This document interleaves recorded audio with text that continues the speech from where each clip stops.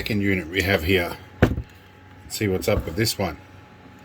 So we're going to just do the standard thing and plug this one in. This has got a much older peristaltic pump style on it, and there's a bit of junk in there too. This will definitely be getting a clean out. This is the Gemini PC-1. Let's plug this in.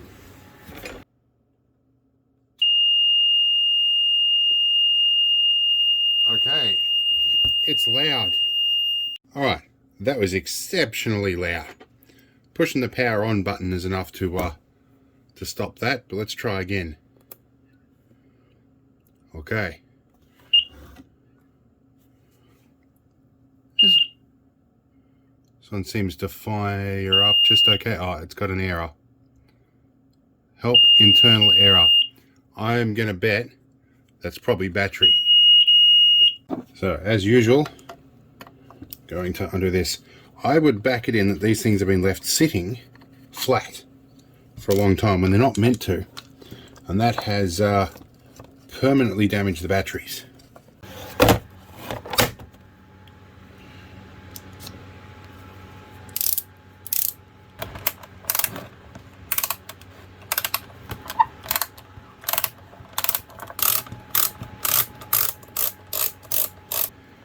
Can we lift? Oh, there was a puff of dust out of that. It looks like dried acid. Oh, I'm not liking what I see in this. Yep, there's a gel cell in there. Although this is looking kind of positive in that it just looks like it's water corrosion around the edge, although there is what looks like an acid mark in there. Let's have a look here. You can see that blue marker in here. That is definitely not good. There's a lithium primary BIOS battery in there. This lead acid battery's definitely been leaking. If I'm lucky, I've got another one of these. That's your peristaltic pump. That's a standard little NMIA stepper motor that runs the peristaltic pump. There's a rotary encoder up the top here that tells you what's going on there. There's a bit of stuff in here. This will definitely need a clean out, and I think I'm probably going to have to get in with clean and lube. I hope that acid hasn't affected anything, but yeah, it's definitely been sitting far too long with a lead acid battery unattended. Let me find a multimeter. We'll check what voltage that's at. A handy dandy mini desk meter here, and it has a nice little backlight. So let's set that up so we can see this. Where are we? That is one terminal. That's another terminal.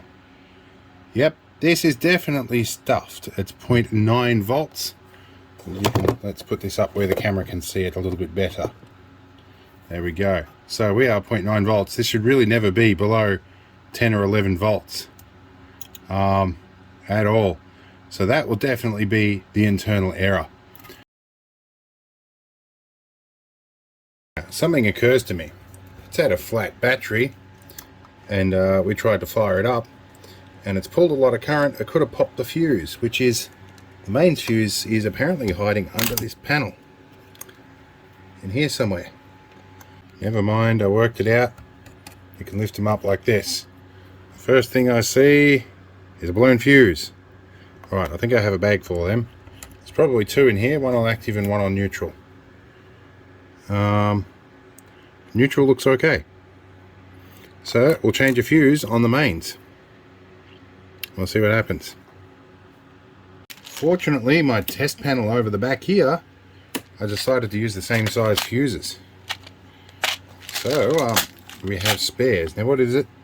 200 milliamps. So we have quarter amp, half amp, so which is going to be 250 milliamp. It's going to be about the same. Okay. Yes, definitely blown. Okay. Pop you back in. I might not have liked running without a battery in it. Oh, put our arrows around the correct way. Drop you back in. We might just test this one because it's a slow blow. It's got coily bits in there. It's designed to blow a bit more slowly than the other so that one will blow and not the other. Where's my test leads? On this test panel up the back here, I also have a continuity beeper. And we have blobber blue tack here. We can stick down here and we can plonk either side of this fuse, which is also blown. I'm glad I checked that. Now, just for the sake of illustration, when we test a good fuse, it should beep. That is blown. That is blown. Okay. Cooking with gas. Right, let's see how we go. Plug you in. Turn you around. Do you fire up? You do not. Wonder if I try a different IEC lead. Alright, here's a standard IEC lead that I have floating around. I heard a click there. That means there's an electrical connection. Let's see.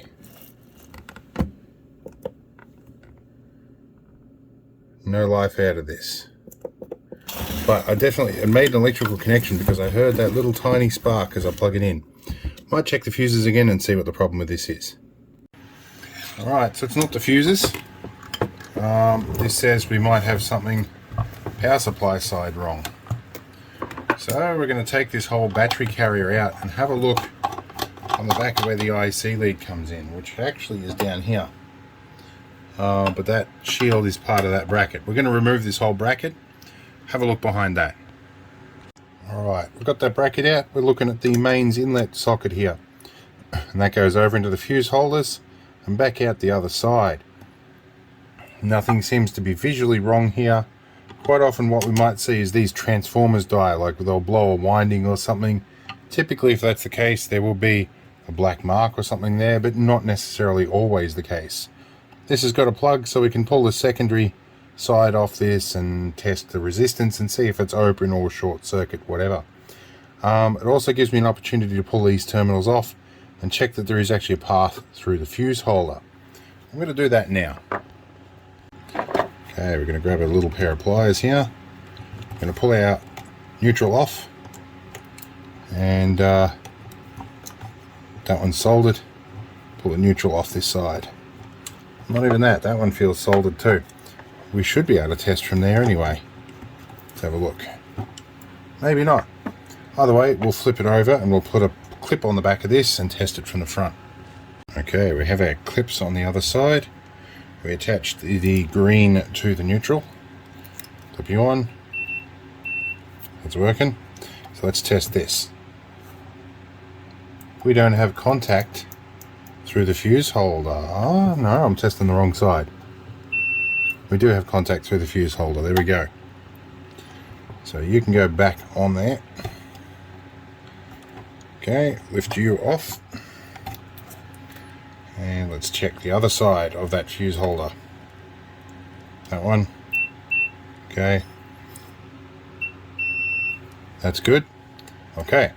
So let's check the primary coil with a bit of power through it and see if we get enough to light that beeper. Okay, so I'm not surprised the beeper's not lighting up. That doesn't mean it's blown, but let's put a resistance meter on that. I'm going to grab a multimeter here in ohms mode. I'm going to guess it's within the 2000 ohm range. It's a bit of a guess sometimes with these primaries as to what resistance and how many windings they've got. Although it's going to be about a 25 to 1 being 12 volts. So we've got nothing in that at all. It's come down. Still got nothing. We might have a blown primary winding. Alright. So let's go diode check. Nothing there. Yeah, we've got nothing. I think we've blown the primary winding in the transformer, which would make sense if it's blown a fuse. Let's see if we can get anything out of the secondary just for shits and giggles. Now let's zoom out a bit. This is my old field meter that is suffering the fate of a lot of electronics I have that I need to work out why. The rubber coating on this is starting to degrade. But this one is certainly more reliable when it comes to resistance, and it is auto ranging. And it has a backlight too. There we go. So it's currently registering over limit. If I put my fingers on this one, we usually can tell my finger's resistance or not. Go do the metal strip on the desk, we can. Alright, Let's one probe in there, one probe in there. Let's see if we've got resistance on the primary. Oh, come on. Dexterity fail. Okay, so I'm holding as best I can. I'm not seeing any resistance. Well, let's try changing mode. Mode. Let's diode check. Ohms. That might work. Okay, let's try again. Alright, so it's calculating about 8.3 meg ohms. That's a little high for input resistance. Off my fingers. What are we going to get across my fingers? 0.6 meg ohms. So there's more, there's less conductivity between these than there is across my fingers. So that's not good. Almost certainly primary transformer's blown. Alright, now it got wildly hot in here, so I had to start the air conditioner, so apologies about the noise. Now I did a quick bit of maths.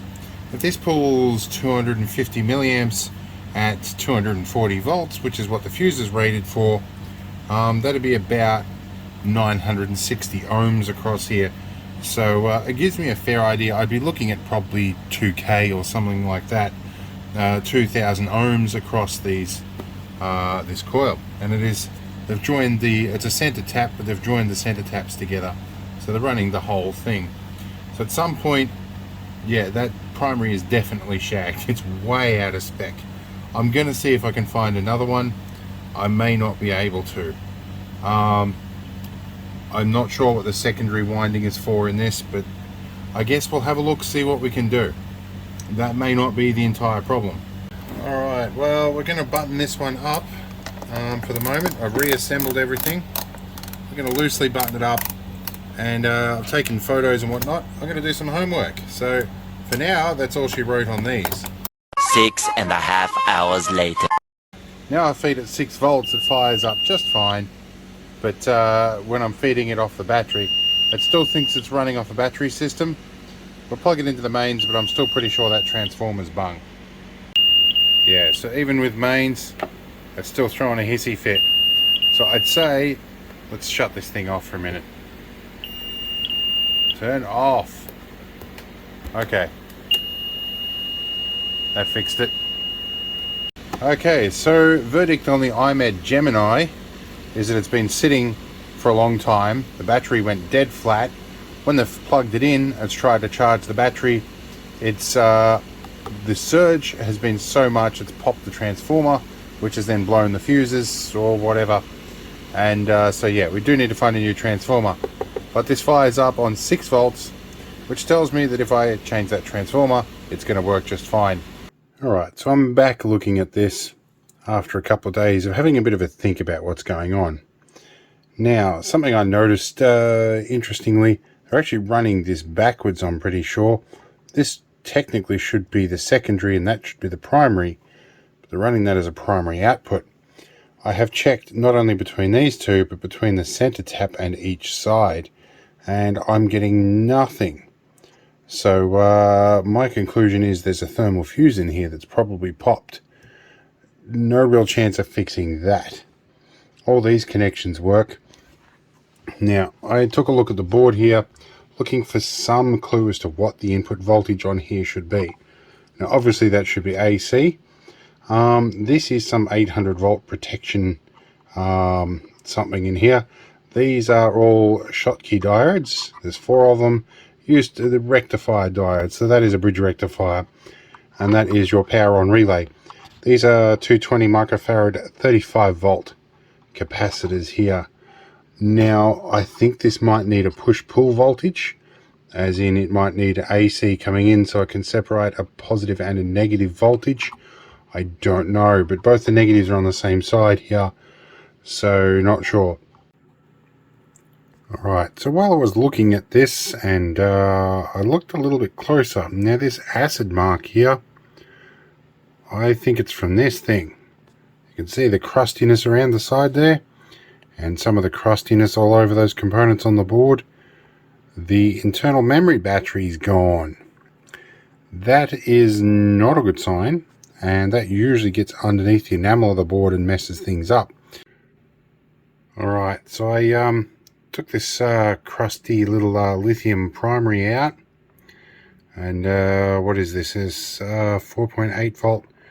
Vart has usually got a pretty good track record, but this is probably also well over 10 years old. I have removed it off the board here. I've given the board a good scrub up. I am noticing some damage underway here. Starting to lose a bit of the enamel off the track here. This is a bit of scratching on my flush cutters. I didn't want to remove the entire board. Yeah, I've scrubbed up some of the corrosion out of here, enough hopefully that it's going to stop crosstalking over here. I wonder if this will worry about the internal memory battery now. However, that battery might also be keeping this EEPROM alive too, so although I guess at this state it registered nearly 0 volts, so it's probably not going to be doing much by now. But we're going to fire it up and see if that error stays there. Alright, let's see what sort of error we get out of this with that battery removed. Does self-test beep. Help internal error, and it's going to be help battery. It's the same error, so obviously it's not acknowledging the absence of the battery, or it already was. I'm not sure which, but in either case, this is going to be an interesting rabbit hole to fall down. Alright, so I'm reading through a massive wall of text here, and I noticed this bit here, where it's plus and minus 12 volts in the 12 volt power supply, and it's coming through a regulator, which was referenced further down here. It's an LM3578, which has a maximum voltage of 40 volts, and we need to pull 12 volt, which would indicate 24 volt. That could easily be from a raw 24 volts going through rectification, could easily hit 24 volts, but it's maintaining a 24 volt differential across the transformer output terminals. So that could explain why they're running that transformer backwards and bridging the two secondaries and using them as a primary, because they're looking for 24 volts. That makes sense because a lot of medical equipment is 24 volts. I have an ex-military ambulance which has a 24 volt system for running medical stuff, but there's also a plus minus 8 volt system in here as well. So I reckon my 20 volts is probably on the mark.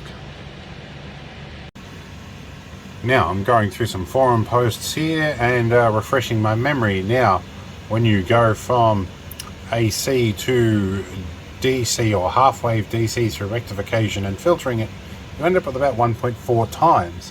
So if we take 20 volts times 1.4, we can end up with about 28 volts, which once that's regulated down, we get a nice 24 volts with a little bit of overhead for some drops in diodes and all the rest. I think I'm right. Every which way I look, 20 volts seems to be the way to go.